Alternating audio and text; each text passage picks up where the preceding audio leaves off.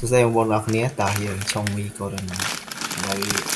ប្រកាសហែកទៅចប់មីតែថាចប់មីនេះខ្ញុំដឹងថាមិនទេហែកទៅស្វិតខ្លាំងណាស់ចាំបានខ្ញុំងាកបែរក្រោយមកឃើញកបិតយកមកហែកថង់យើងកាត់មាត់ថង់ហើយយើងឃើញមីហើយយើងដកមីយើងចេញពីក្នុងថង់មកភ្លុចមកដាក់ក្នុងឆ្នាំងភ្លឹបបន្ទាប់ពីដាក់មីចូលឆ្នាំងហើយចាំវាតិចហើយខ្ញុំដឹងធ្វើអីកុំឲ្យទៅនេពេកទាញចង្កឹះយកមកកវីលើមីហ្នឹងទៅហើយឥឡូវវាចាប់ដើមរីកហើយបន្ទាប់វារីកមកខ្ញុំក៏ដាក់អំបិលមីចូលបន្ទាប់ពីដាក់អំបិលមីឥឡូវខ្ញុំ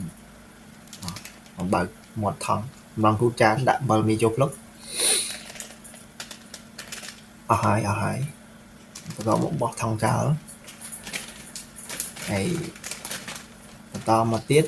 អូខេអានេះស្លឹកខ្ទឹមអីវាគ្រឿងផ្សំ100រូបធាតុមុខហើយខ្ញុំក៏មានច្រើនណាស់ចាក់ទាំងអស់ភ្លឹបបោះថង់ភ្លុចកូរវឹកថែមទៀតមកឃើញថាមីយើងចូលជាតិតែអានោះវាមានម្ទេសមួយថង់ទៀតម្ទេសមួយថង់ហ្នឹងខ្ញុំហែកឆ្វាច់មកឃើញម្ទេសនៅក្នុងដាក់បន្តិចទេព្រោះអានោះវាកម្រិត7ដាក់ប៉ុណ្ណឹងមកវាអត់ចេះហឹរដាក់តាមបងប្អូនចូលចិត្តហើយឆ្អិនហើយ